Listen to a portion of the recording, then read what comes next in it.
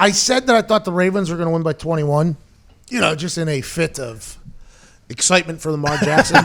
And the internet's starting to come after me a little bit for it. I stand by it.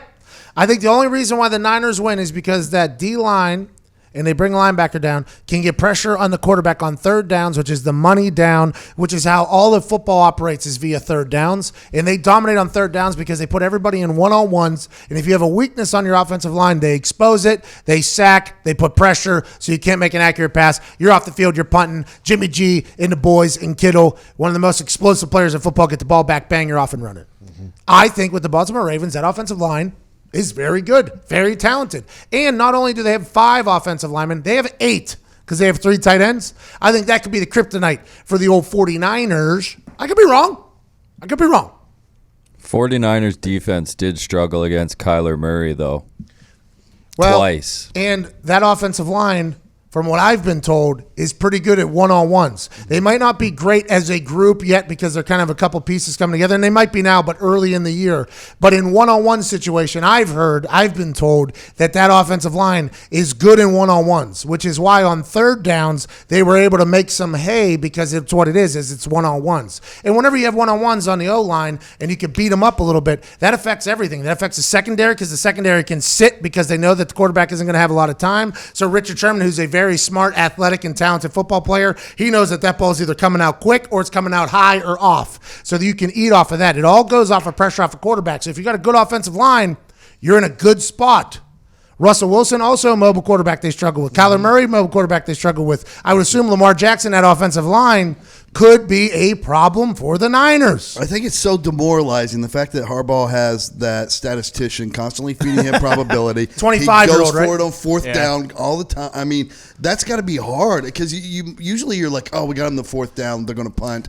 That's got to wear down a defense. So when I was in the Pro Bowl in Arizona, the Baltimore Ravens were our coaching staff.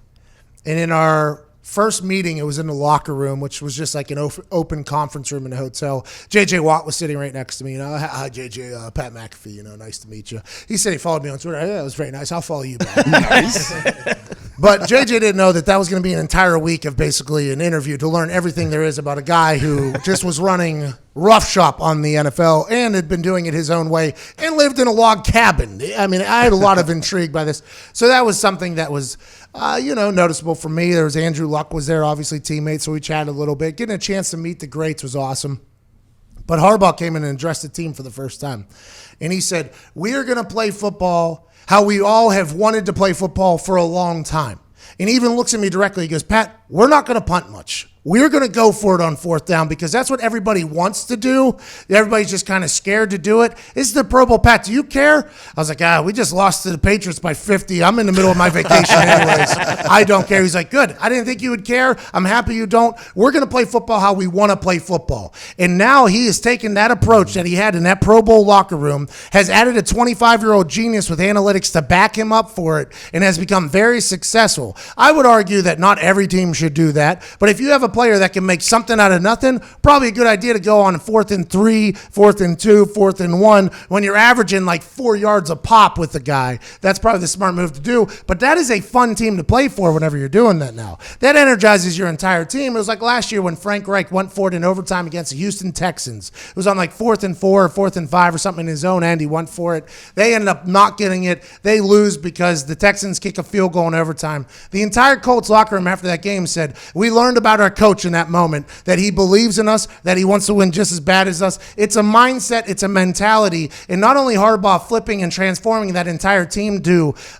adapt for Lamar Jackson after they weren't able to succeed with him last year as much as they thought they should. Not only that, but going for it, believing in his guys, putting faith in there. That builds up that locker room, and they be humming over there in Baltimore. Can you believe that 1 year ago, people in Baltimore were calling for John Harbaugh's head because he didn't put in Flacco before the switch happened? Like, that's how much of a difference Lamar Jackson has made, not only for him but like that entire city. Harbaugh gets rid of Flacco. Elway hates Flacco. Flacco's disappeared. Now Lamar Jackson, bang, we're all the way back. And why be less when you could be more? And that stadium, when it's going, was the most entertaining stadium I'd played in. They do the white stripes, Seven Nation Army. Oh, oh, oh, oh. But whenever that's 70,000 deep, it's awesome. And they are a vicious fan base. I mean, they reminded us about when the Colts left Baltimore in a Mayflower before I was even alive.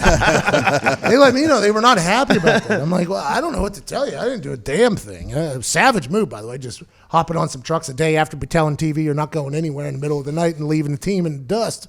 But I like that it's happening for Baltimore. They deserve it. You brought up the comparisons to Vick from Lamar, which a lot of people have been doing. But the way Lamar has transitioned is two key things, I think, the difference between him and Vick. Vick was the first overall pick. Lamar was passed on by every team, including his own, so he's always got that chip on his shoulder.